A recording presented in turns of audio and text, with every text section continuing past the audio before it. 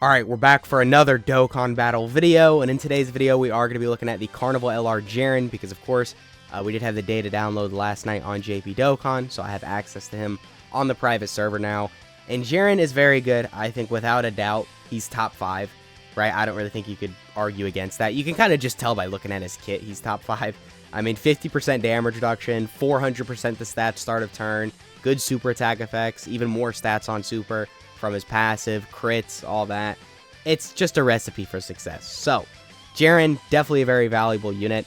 I think the worst part about him might be his teams, but still, he's got some pretty decent teams. He's on stuff like Super Bosses, Universe Survival Saga, which all have some pretty top tier options on those teams. So, it's not like he has all bad teams, like, I don't know, Frieza or something like that. Like, Frieza right now kind of is in a weak spot. So, like, the Dokkan Fest Frieza we just got, it's kind of hard to use him just because most of the units that you're going to surround him with kind of suck. But, you know, with Jiren, you got some pretty good Super Bosses units, even some good Universe Survival Saga units.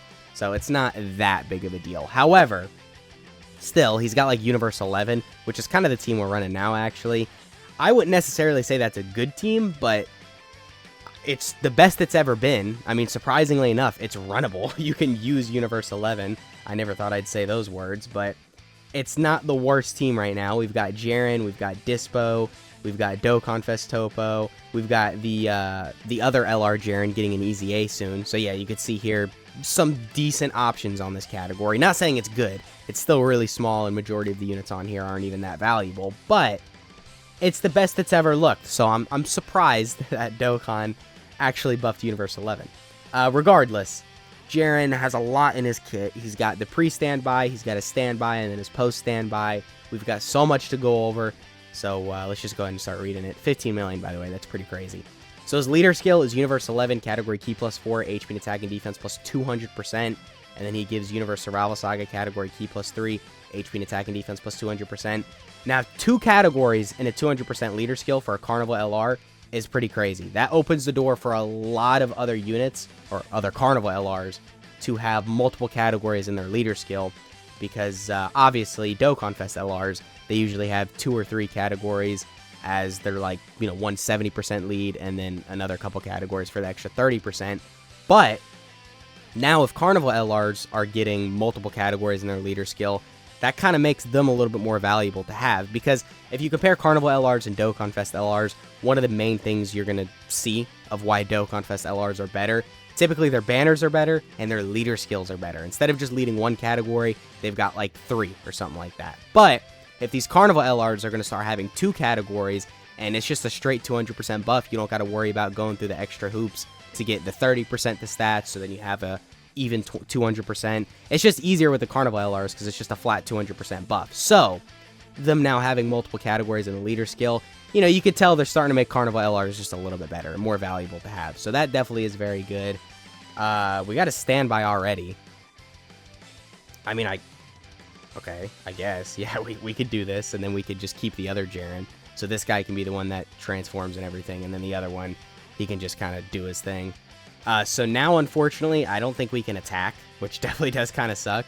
We'll read over everything that he's doing specifically here in a minute, but we got a lot to go over. Sorry, I'm getting kind of overwhelmed. We got the first page, like I said, pre-standby, and then we've got the standby, which we just got, and then also we've got post-standby. So just to finish his pre-standby kit, his passive is that he gets 8 ki, 350% the stats.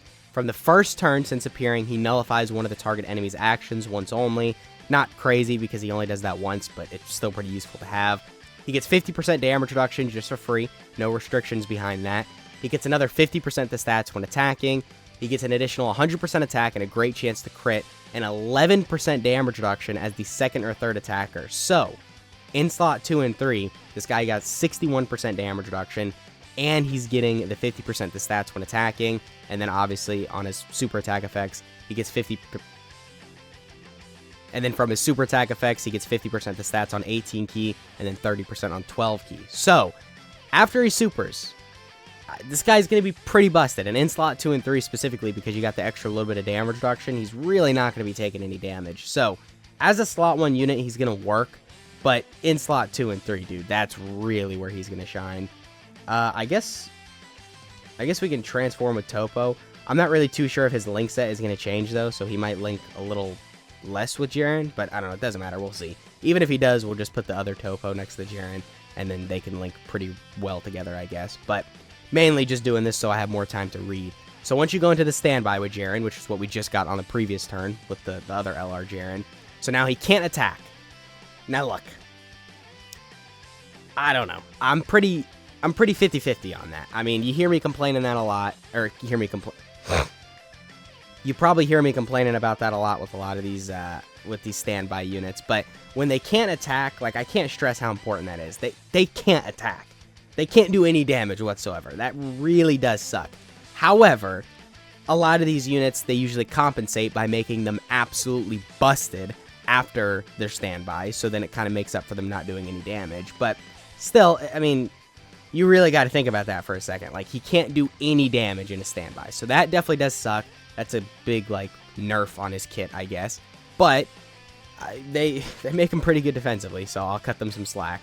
His passive is that he gets 350% defense start of turn. He gets 3 ki to all allies. He gets 50% damage reduction with an additional 11% damage reduction per ki sphere obtained.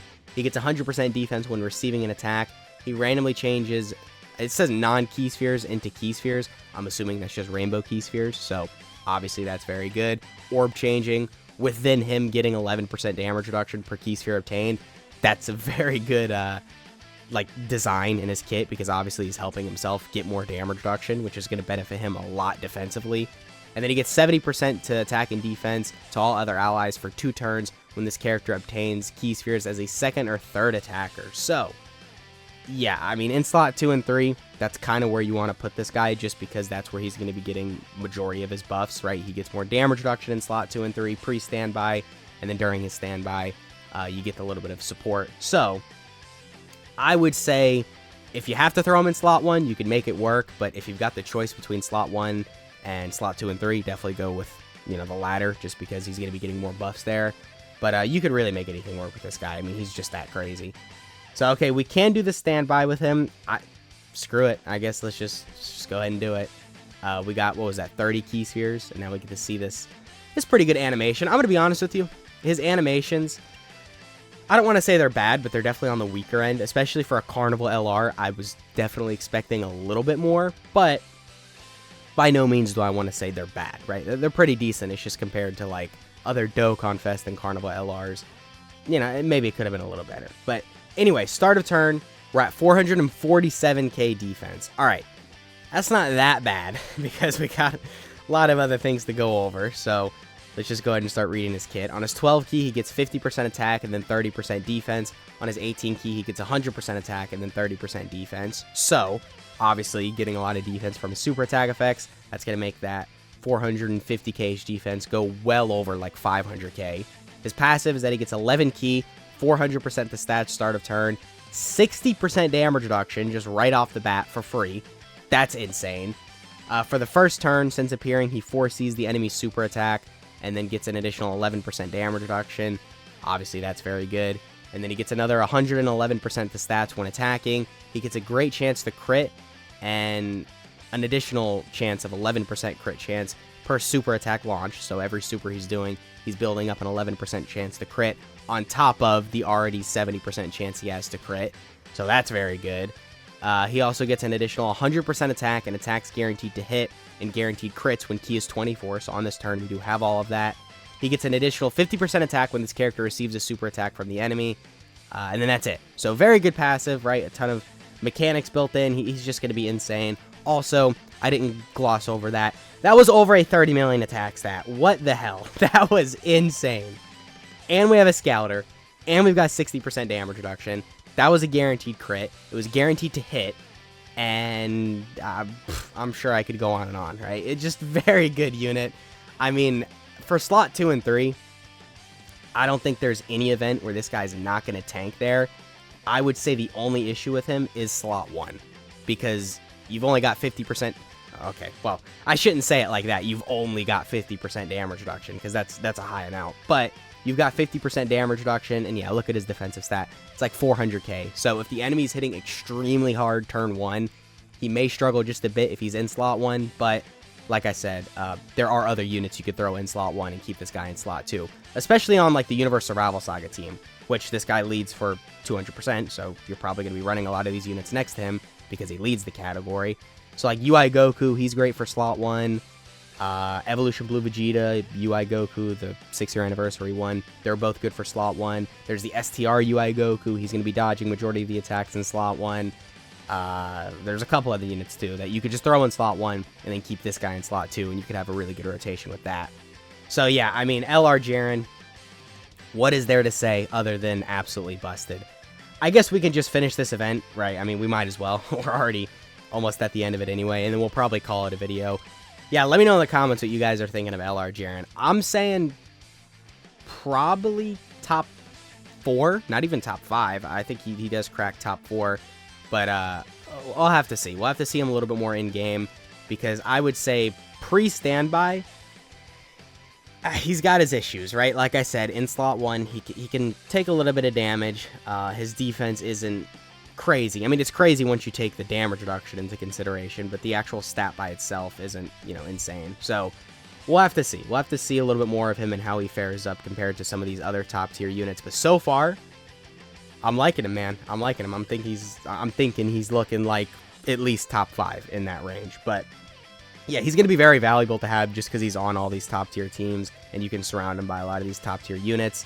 So even if you don't think he's top 5 or anything like that, you still got to acknowledge, I mean, who you can surround him with, it just makes him insane. And he does kind of match that power creep of who you're surrounding him with as well, if that makes sense. Sorry, I'm kind of rambling a little. But this is the final phase, I think. I believe this is the final phase of the event, so we get one more attack stat with this Jiren. 28 million. I mean, I'm so baffled by that, because that's like a guaranteed crit. 24 million. Like, I remember back when 20, 30 million attack stats, that's like nuking level stuff. Like, you got to use these nuking items. And now these units, they're just dropping it casually. Like, it's just like, oh yeah, 30 million. I mean, just another day in the life. All right. I don't know, man. That's just insane. Okay, so we do have one more phase. All right. Sorry, I fight this event a lot. You think I'd have it memorized by now, but Jiren has just got me so shaked up. I'm just, I can't think straight, man. 30 million attack stat. Like, that's pretty good, man. 30 million with his crazy defensive stat. I mean, you don't really get better than that. This has got me thinking, what is the Easy A LR Jiren going to look like? Because, I mean, he's basically has nothing good in his kit right now. He's got 200% the stats start of turn, which is pretty valuable. And then everything else is mainly just geared towards Super Battle Road, which we don't really want right now because, of course, that's just not really useful in the current era of Dokkan, I guess. Like, a lot of these Super Battle Road units, of course, they're good for, you know, Super Battle Road, but other than that, they basically have no use. So with Easy A Jiren, I don't know, man. I'm a little worried for him. I'm not going to lie. I feel like two directions with him. Either they can just completely ignore the Super Battle Road design and just kind of do whatever with him, give him guard, additionals, damage reduction guard, just slap a bunch of random things on him and then he's great. Or they could go the Super Battle Road route and make him, well, look at Easy A STR Jiren. I'll just leave that at that. So anyway, I guess that's been the video. Let me know what you guys are thinking of Carnival LR Jiren. I think you guys know what I think of him. He's just insane. It's been the video. Hope you guys enjoyed. I'll catch you on the next one.